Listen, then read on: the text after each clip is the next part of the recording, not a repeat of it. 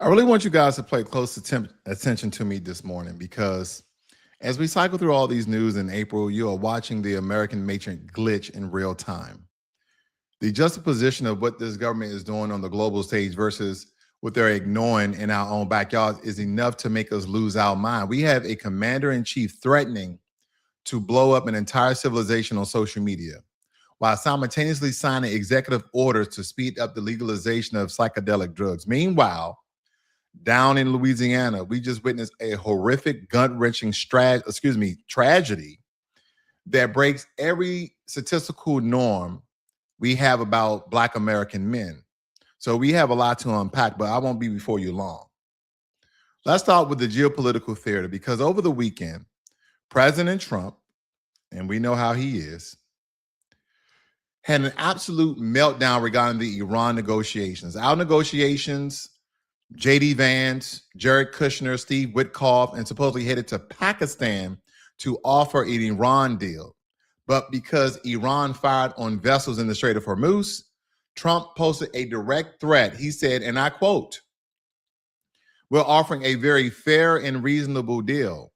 And I hope they take it, because if they don't, the United States is going to knock out every single power plant and every single bridge in Iran." He capped it off with all caps. No more Mr. Nice Guy.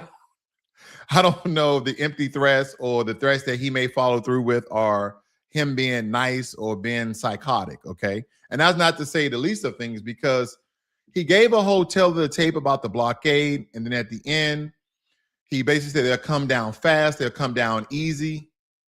These are the threats that our president are making to another country, and if they don't take the deal, it will be my honor to do what has been done, which should have been done to Iran by other presidents for the last 47 years.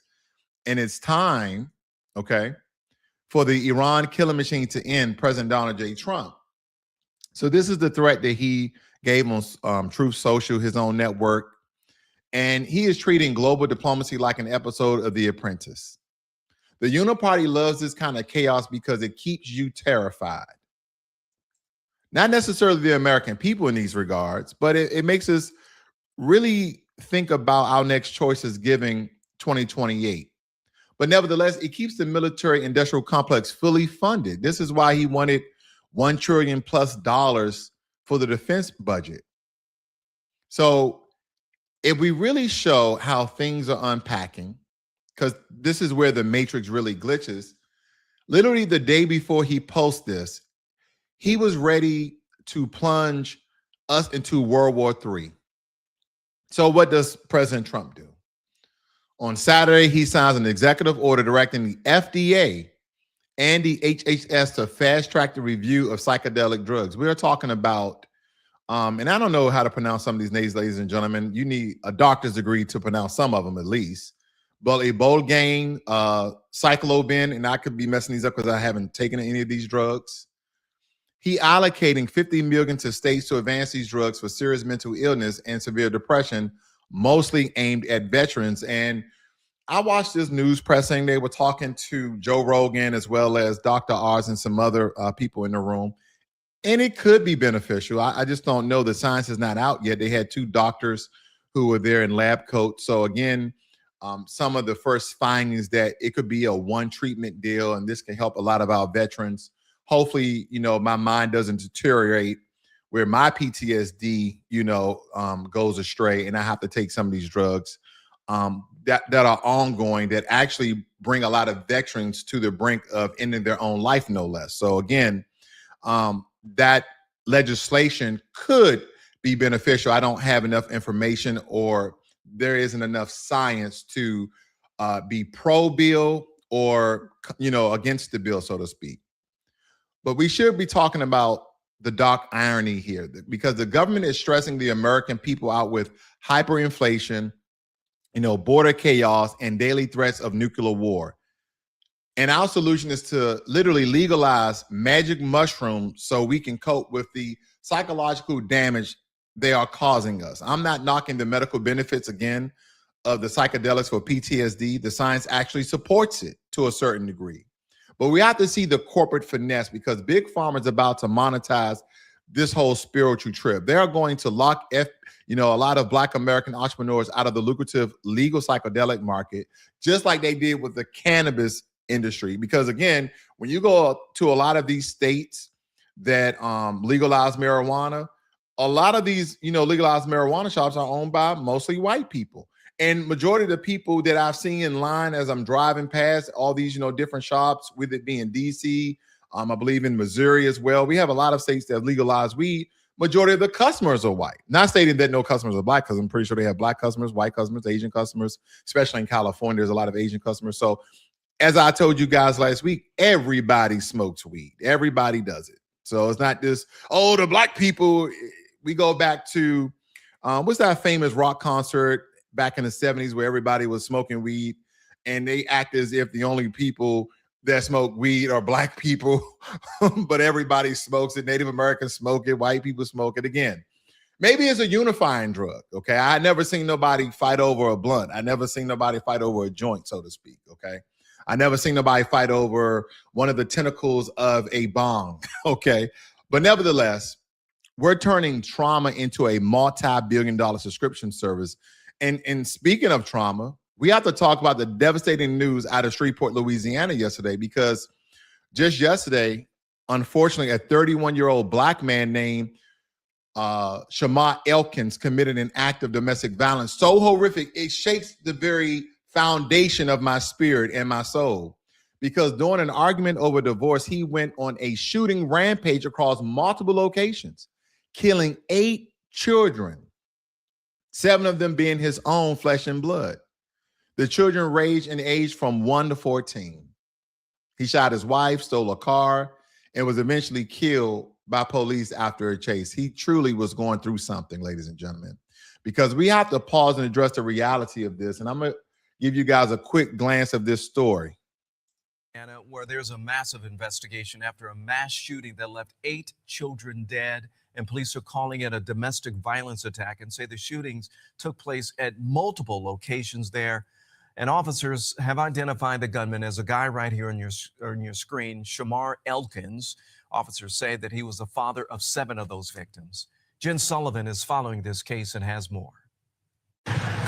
A horrific tragedy rocking the community of Shreveport, Louisiana. A series of shootings Sunday, leaving 8 children dead. My heart is saddened. The victims killed range in age from 1 to 14, according to police. Investigators say the shooter is related to at least some of the victims and are calling this a domestic violence attack. 7 of the 8 children that were killed, we do believe to be his children. Police say the shooting rampage began just after 6 a.m. Sunday. Victims were found in 3 homes. The suspect carjacked a vehicle and led police on a chase. It rattles the entire city. This is something that, when something like this, it affects us all. The shooter was killed in a shootout with police. This is nothing but pure evil. Over 30% of our crimes and 30% of our murders in the city of Shreveport are domestic in relation.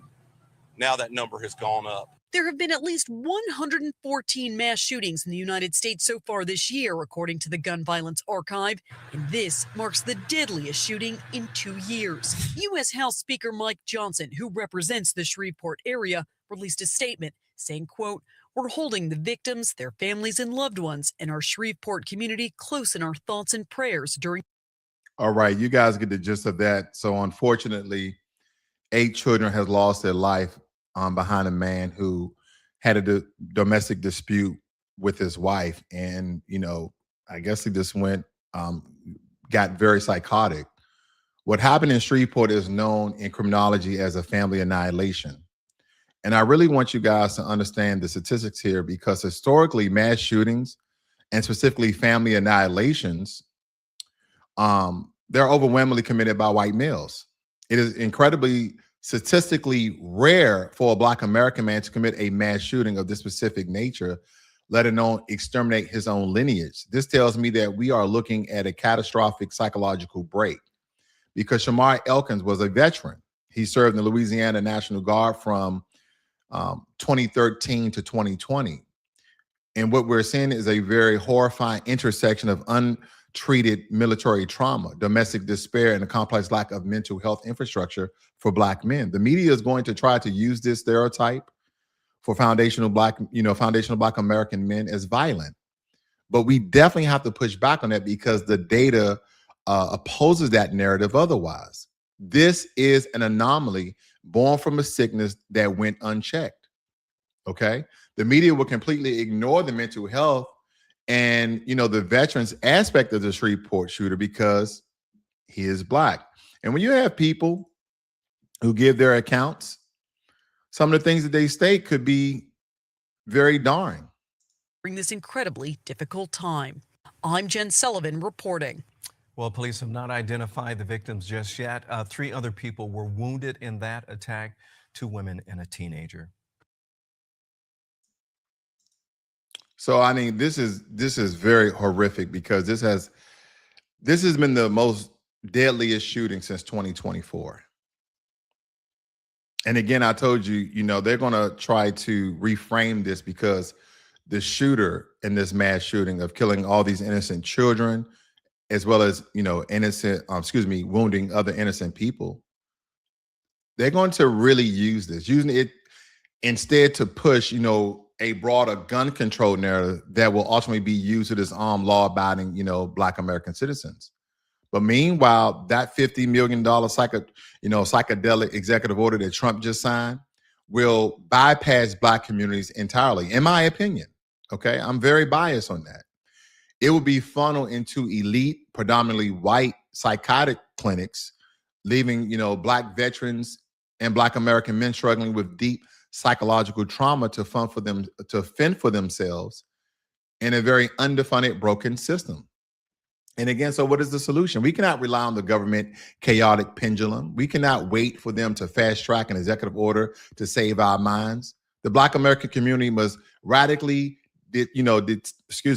destigmatize mental health for Black men. We need to build and fund and patronize our own local mental health clinics and veteran support networks. We have to start checking, on our brothers and sisters in our family who are quietly unraveling before it reaches the point of absolute devastation. We need to protect our minds from political theater and protect our families by doing for self. Now, the executive order on psychedelics that Trump signed this Saturday, directing that the FDA and HHS to establish pathways for access to psychedelic drugs for serious mental illness and PTSD. And again, he allocated $50 million to state programs. And the rarity of Black American men that annihilate their families, according to the criminological studies on mass murder, it consistently show that the perpetrators are overwhelmingly white. Now, I'm not blaming a white person for this tragedy. I'm just giving you the statistics. And they're usually middle-aged. Now, the Shreveport incident tragedy involving this 31-year-old Black veteran is a statistical anomaly indicative of severe, untreated psychological trauma. Okay? So when I look at all of these accounts and everything that's going on, especially with mental health, because they won't state that he had any psychological issues and bring that, to the forefront for the American people there to say that he was some violent Black man that, just wanted to kill people. But nevertheless, if you have a family member that is dealing with, issues, again, this is a site that I made that you guys can go and find, free help and resources. The federal government, as well as your state governments, have assistance, especially for mental health support. And I really think you guys, if you see a family member in need, that they may need assistance, okay? I don't know how this jumped that far back. Give me 1 second. But nevertheless, we need to get our family members the help that they need. And you can go to ourvoicevote.org, and it has a plethora of different, sources and links and information to assist you guys to help either yourself or family members. And it's all free, okay? If you notice, they have free confidential treatment, because at the end of the day, there's a lot of people who are dealing with so much. There are people who are in pain that you can't see on the surface, who are dealing with a lot of, anxiety, depression, psychological dysfunction on a mental stability level. So again, this is imperative that we not make excuses, but we provide resources, information, and support, because a lot of times, a lot of these people are really by themselves.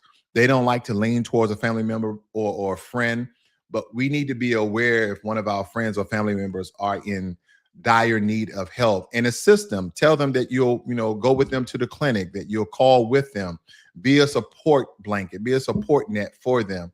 Because more times than not, when you have somebody on your side who are going to go through this with you, you are more inclined to get the help that you need. So again, unfortunately, we had a great tragedy in Shreveport where, 8 children were unalived and other people were wounded. And I don't know, like I said, the science does support that the psychedelic drugs that, Trump has now funded with $50 million, that it has helped some veterans. So that could be a pathway. I don't want people to think I spoke negatively about it. I just wish there was other ways that we can go about trying to mental health issues versus more drugs, possibly more addictive drugs, right? Like magical mushrooms, so to speak. But nevertheless, I just wanted to chime in, give you those 3 hot stories. You guys have a great and wonderful day. Be one.